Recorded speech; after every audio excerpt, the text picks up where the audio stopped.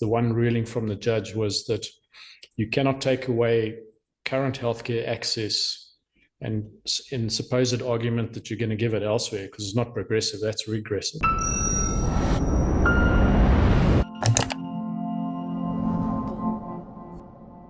What is a certificate of need and what role does this play in the potential implementation of a national health insurance policy?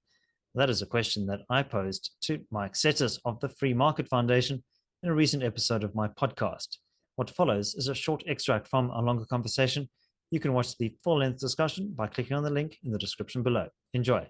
We're recording on Wednesday, and this week there's been some news about the certificate of need.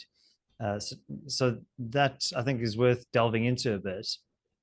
Could you explain what those are and also what this recent court case has been about, with the necessary disclaimers that neither of us are lawyers, but we'll do our best to represent what's happened.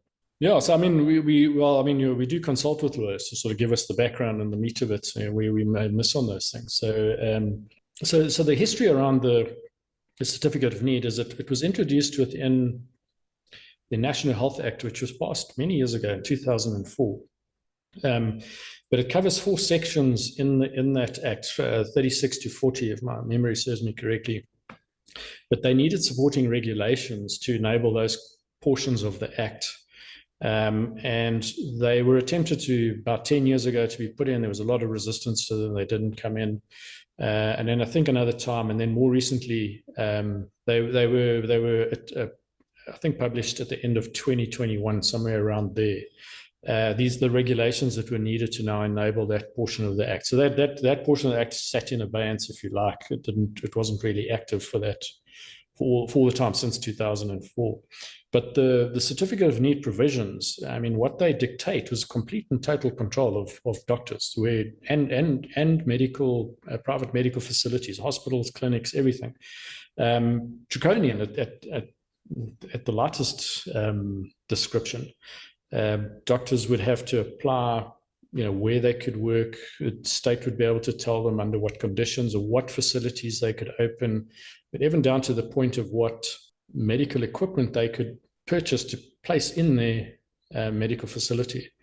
I mean, one of the provisions of the certificate of need said that the DG of the Department of Health could issue a certificate of need based on any condition that they deemed fit to put in there. So hardly constitutional. It was Solidarity plus ASAIPA. It's an association of independent practitioner associations who represent doctors, and a few others who jointly went to court on this this year in June. The case was heard.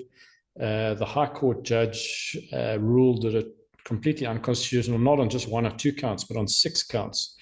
The interesting thing about that is that the case was unopposed. The state had been sent the notice of the application.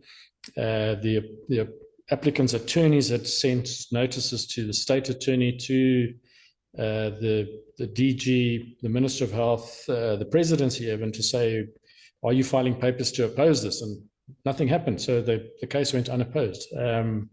Now the state has attempted to rescind the application. This is the court case that happened yesterday. But what the High Court has ruled is that the Constitutional Court needs to determine whether the original ruling from June is ratified or not, in which case the state could appeal. It appears that they could appeal, although there's some question marks from some of the legal people to say that it's not quite sure that they are entitled to appeal.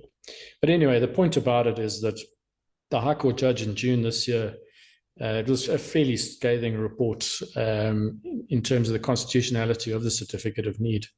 And that is fundamental to making the NHI work. If those aren't in place, the NHI proposal cannot proceed as it's envisaged. Well, because you won't be able to tell doctors where to go, what to do, how to do it. The major provision, as far as the private sector is concerned, is the one ruling from the judge was that you cannot take away current healthcare access and in supposed argument that you're going to give it elsewhere because it's not progressive, that's regressive. So her argument was Constitution requires progressive realization for everybody.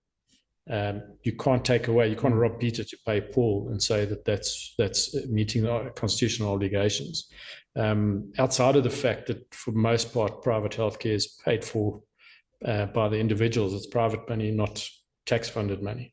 So that in itself is another issue altogether we look at. But that would then mean if that ruling is upheld, it would mean that the NHI could not dictate to medical schemes to say, you cannot insure what's in the NHI fund, based on what the judge ruled in the June 2022 ruling. And if the Concord ratifies that, I think it's pretty much end of the road for this. As the NHI proposal stands, I think it's pretty much end of the road. But I think it's still got a long way to go, so we'll have to see. One concern that I have is the flight of skilled medical practitioners away from South Africa if NHI is implemented, if these certificates of need are implemented as well. So are you equally concerned about that risk? I think it's a huge risk. I think it was SAMA and Solidarity did their own separate surveys of their members and doctors, and what would they do? It was I think it was around a 40% number said that if NHI comes in, they're gone, they're out. There's like an emphatic statement. Medical doctor shortages are not unique to South Africa as a global issue. So, there's mobility amongst medical professions. A good example of this, going back to Cuba again, was when they nationalized their health services in the 70s. I think it was the 70s. It was quite a long time ago. And this is before Cuba sort of had, closed borders and everything. A third of Cuba's doctors left the country within a year of the nationalization of the health system. And their health outcomes plummeted and stayed low for more than 10 years. It took them to recover because they now just simply didn't have enough doctors. And this is another criticism, I would say, of the NHI policy process. It hasn't even considered that as an option. Would doctors leave en masse? And then what do we do?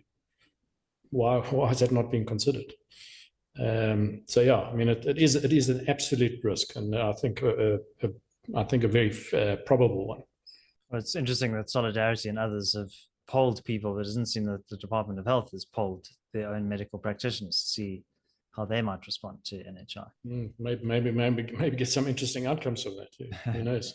Thanks for watching. I'm keen to hear from you, our audience. What impact do you think NHI will have on South Africa's healthcare system? Leave your thoughts down in the comment section. Also, if you enjoyed this discussion, you might want to check out the full-length conversation with Mike Settas. That's linked over here. You can also subscribe to my other channel. That's linked over here. My name is David Ansara. Until next time, take care.